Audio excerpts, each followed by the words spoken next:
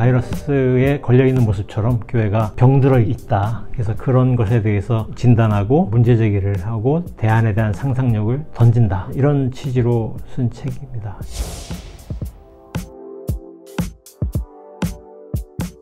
코로나를 통해서 이 바이러스 환경에 따라 교회가 어떻게 새로운 모습으로 이제 바뀌어 나갈지 그 이슈에 대해서 저는 대안적 차원에서 함께 글을 다뤘습니다.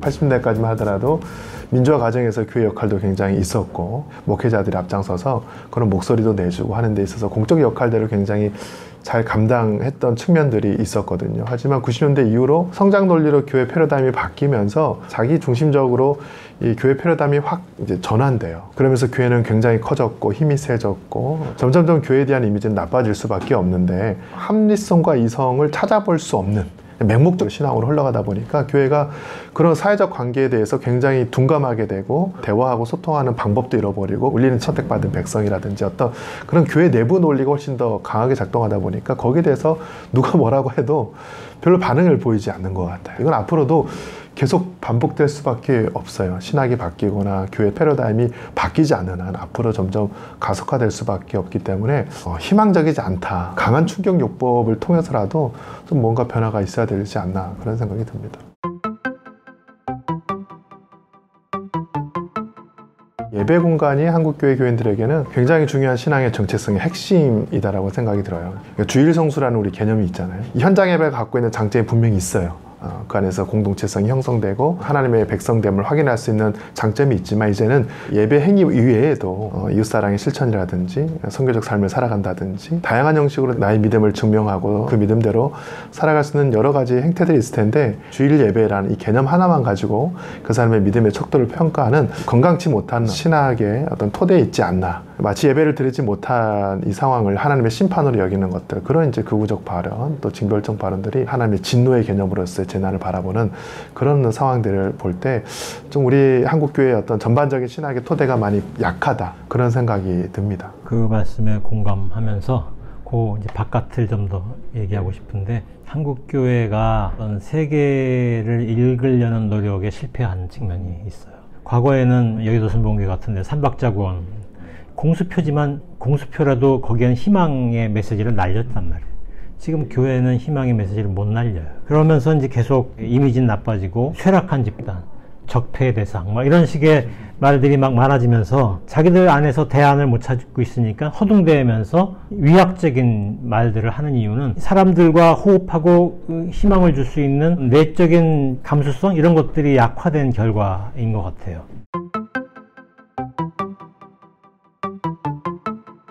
과거에는 교회가 강력한 힘을 발휘할 수 있는 부흥회라든지 그런 말씀 사경회를 하면 성도들이 많이 모였어요. 와서 은혜도 받고 헌금도 많이 하고 그러면서 교회가 확 성장할 수 있는 어떤 그런 동기부여도 됐고요. 하지만 2000년 들어와서 그런 이제 신앙적 논리가 잘 안 먹히죠. 교회가 자체의 어떤 응집력을 보일 수 있는 어떤 그런 기제가 많이 부족해요. 그러다 보니까 교회 외부로부터 그런 것을 찾기 시작하죠. 신앙의 이름으로 혐오할 수 있고 배제할 수 있고 뭐 동성애 문제라든지 종북 문제라든지 차별금지법에 대한 그런 것들 자꾸 교회 내부의 어떤 힘을 강화하는 쪽으로 이렇게 활용하고 있다는 느낌을 많이 받아요. 물론 그게 많이 성공을 했죠. 코로나 이슈에서도 마찬가지예요. 이태원의 클럽에서 발생했던 그런 집단 감염들. 그러니까 이 코로나가 굉장히 많은 국민들의 어떤 분노 게이지라든지 그런 그러니까 한풀이할 대상들이 필요하잖아요. 교회가 자신들의 어떤 표적들을 자꾸 찾고 그런 사람들에게 자꾸 집단의 힘으로 모욕과 배제 논리를 작동시키는 것이 아닌가라는 그런 생각을 하고 있고요. 그러니까 이제 우리가 적으로 또 포위되어 있다.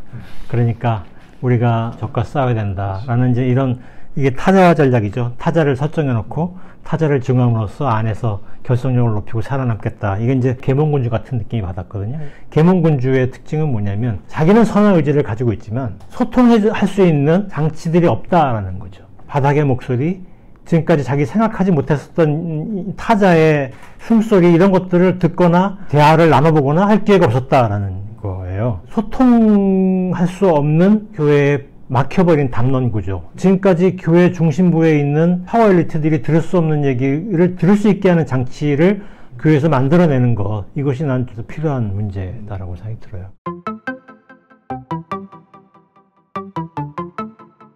한국에서 이제 이게 개혁과 수구 대립이 너무 격화되다 보니까 사람들이 약간 눈이 먼 측면도 있어요. 이를테면 태극기 그룹 중에는 이렇게 반대하는 거는 논거가 있다기보다는 이 정권이 하니까 반대하는 측면이 강하거든요. 근데 또 반대로 이 정권이 하니까 무조건 지지하는 것도 있어요. 이를테면 K방역이 되게 훌륭하게 잘 진행된 측면이 있죠. 사회적 거리두기, 언택트 뭐 이런 거 되게 필요한 측면이 있어요. 근데 우리가 알고 있잖아요. 사회적 거리두기가 문제적인 지역들이 분명히 있단 말이에요. 이를테면 거동이 편치 않은 장애인들은 어떡하냔 말이죠. 그러니까 노인도 그렇고 생계수단이 막막한 사람들 같은 경우도 사회적 거리두기가 용이치 않은 사람들은 그것이 무조건 유리한 건 아니거든요. 그러지 않은 지점들이 있단 말이에요. 근데 이제 진보 정권이 이렇게 하니까 무조건 지지하는 거. 많은 진보적 성향의 교회들이 그런 측면이 있었단 말이죠. 대면 예배 열심히 하겠다고 막 보수적 교회들이 나서니까 그거 비판하면서 과시적으로 그러지 않으려고 노력을 했단 말이죠. 그런데 우리가 놓쳐버린 건 뭐냐면 사회적 거리두기가 우리한테 보지 못하게 했었던 고통들에 대한 무감각, 그걸 놓쳐버린 거예요. 그래서 이제 그런 측면에서 진보의 자성, 성찰 이런 것들이 필요하다. 그런 얘기를 이 책에서 우리가 했었죠.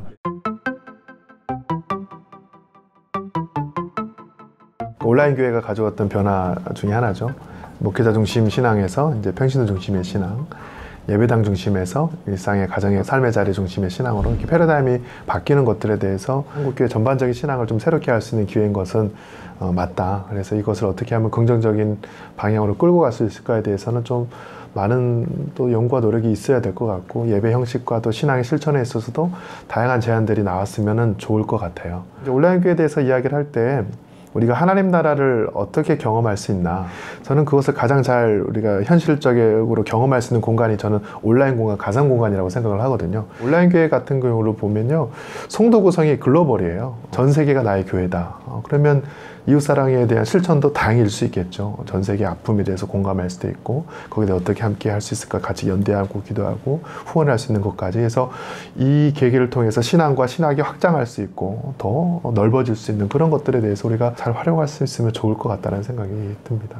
제가 여러 사람을 만나서 인터뷰를 해보면 훌륭한 기독교인들이 굉장히 많아졌어요. 그래서 이제 이 현상들이 우리한테 실마리가 아닐까 하는 건데요. 지역사회와 다른 종교와 공조하고 그러면서 같이 할 것이 무엇인지에 대해서 고민하고 이런 것들을 하는 이들은 굉장히 늘었다라는 거예요. 성소수자 문제, 내가 볼 땐 제일 열심히 활동한 사람들이 개신교 활동가들이에요. 제일 압박이 큰데도. 저는 이제 그것이 한국 개신교가 가지고 있는 내적 힘이라고 봅니다. 이게 탄압이 있겠죠. 근데 저는 이제 그 탄압이 개신교 안에서 성숙해질 수 있는 자양분이 된다고 봐요. 그걸 견뎌내고 이겨내는 사람이 있고, 그걸 지지해주고 옹호하는 사람들이 있고, 새로운 지식인, 많이 알아서 학위가 높아서 지식인이 아니라 다르게 생각할 줄 알아서, 벽 너머를 볼 줄 알아서 경계를 넘는다는 건 굉장한 성찰이고 기회예요. 다행히도 개신교가 21세기 무렵에 이 실망 신자들의 떠돌 현상이 심화되었어요. 개신교로서는 일종의 기회의 구조가 생긴 거예요. 이걸 성찰할 수 있으면 개신교는 훌륭한 종교가 될 수 있고, 이걸 성찰 못하면 개신교는 퇴행적 종교가 되는 거죠. 지금 퇴행적 종교로 가고 있잖아요. 근데 설문이나 조사를 보면 성소수자에 대해서 관용해야 된다는 사람이 훨씬 더 많아요. 난민에 대해서 관용해야 되는 사람도 굉장히 많아요. 이건 사실 한국 개신교 신자들의 다수는 경계를 넘어야 된다는 데 동의하고 있는데, 교회가 그걸 닫고 있고 막고 있는 거죠. 그러니까 저는 이제 이건 교인들이 더 이탈하지 않을 수 없게 만드는 요소라고 보는 거죠. 그래서 이제 교인들의 말도 안 듣는 교회, 듣지 않는 양상들은 문제적이다라는 거죠. 그래서 그런 점에서 이 떠돌이 현상은 저는 한국 기독교에겐 기회다. 이 기회를 이제라도 놓치면 안 되겠다라는 얘기를 당부하고 싶다는 거죠.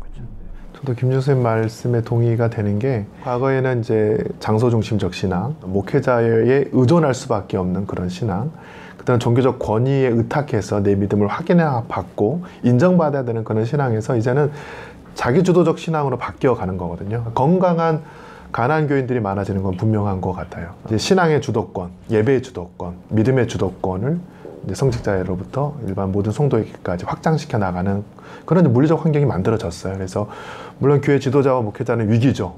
와야 되는 분들이 안 오고 헌금이 안 들어오고 가시적인 어떤 현상과 성과가 안 나타나고, 하지만 말씀하신 대로 한국교회가 한 단계 더 성장하고 도약할 수 있는 그런 또 다른 기회가 된 것도 사실입니다. 네.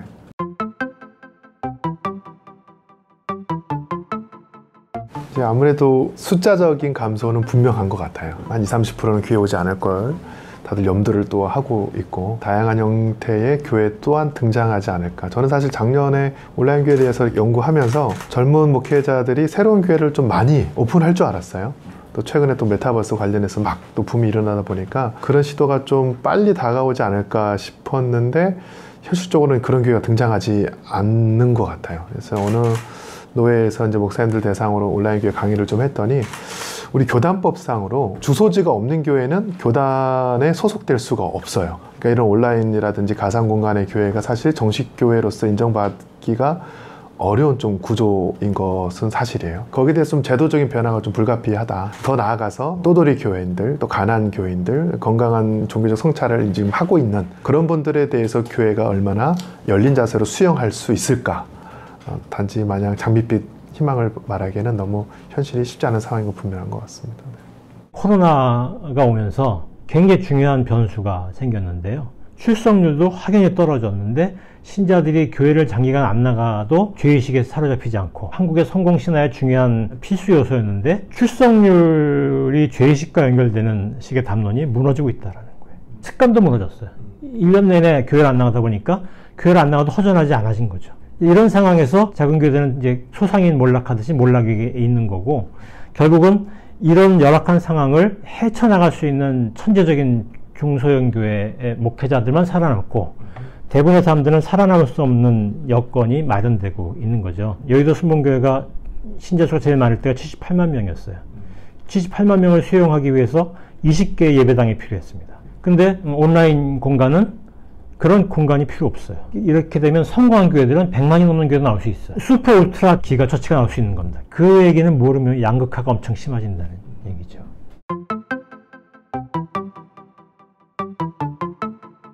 사회적 거리두기를 하면서 비록 몸은 만나지 못하지만 끊임없이 연결되어 있다. 하나님과 또 우리 인간과 또 인간과 피조세계와 함께 하고 있다라는 중요성에 대해서 더 깊이 공감하는 것 같아요. 지금 이제 비대면 사회로 가다 보니까 뭐 소비 패턴도 달라지고 환경 문제도 더 많이 심각해지고, 그러다 보니까 내가 느끼지 못했던 그 이슈들까지 깊이 공감하는 그런 사회가 되었잖아요. 그러니까 그동안 내가 나를 위해서 존재하였고 교회를 위한 삶을 살아왔다면 교회 밖을 향해서도 끊임없이 손을 내밀고, 이 연결이라는 키워드를 우리가 깊이 다시 고민하면서 신앙의 어떤 중요한 모티브를 삼으면 좋겠다라는 생각이 듭니다. 이 코로나가 우리에게 준 교훈이라 할까? 다양한 공문장을 만들어내고 이웃과 연결되지 않으면 고립되고 더 퇴행화되고 그럴 수밖에 없구나라는 것을 배우는 기회도 됐잖아요. 코로나를 경유한 시대에 우리는 어떻게 이웃을 대면해야 될지에 대한 고민이 더 절실해진 것이 아닌가. 민수기 31장 거기 보면 미디안족의 여자들이 이스라엘을 유혹해서 이스라엘이 죄에 빠졌나 보죠. 그래갖고 전염병이 돌았대요. 이게 너무 익숙하지 않아요? 우리 기독교가 그렇게 해왔잖아요. 전염병이 돌고 재앙이 닥치면 우리 모두가 책임져야 되는데 떠넘기기 전략. 그 떠넘기면서 그 떠넘긴 자에 대한 증오, 이를테면 신천지에 대한 개신교의 증오, 성소수자에 대한 개신교의 증오, 무슬림에 대한 증오, 뭐 이런 것들이 결국 민수기에서 보여줬었던 이스라엘의 실패를 반복하고 있는 것처럼 보여요. 저는 제일 먼저 필요한 건 사과라고 생각해요. 이 위기의 시대에 위기를 극복하기 위해서 노력하기는커녕 더 어지럽게 한 것에 대한 사과를 해야 돼요. 위기의 시대에 고통받는 사람들에게 돌봄의 역할을 교회가 하지 않은 것에 대해서 사과하는 거죠. 희망을 잃어버린 사람들한테 희망의 언어를 주지 못한 것에 대해서 사과를 해야 되는 거죠. 사과하지 못하는 종교가 이제부터 잘하겠습니다라고 하면 난 믿을 수 없다고 봐요. 그러니까 이제부터 잘하겠습니다라는 말을 하기 위해서는 나는 공적으로 시민사회를 향해서 사과를 표현하는 것이 필요하다. 개신교의 모든 단위에서 그런 사과를 하는 고백문을 만들어야 된다라는 생각이 제 생각입니다.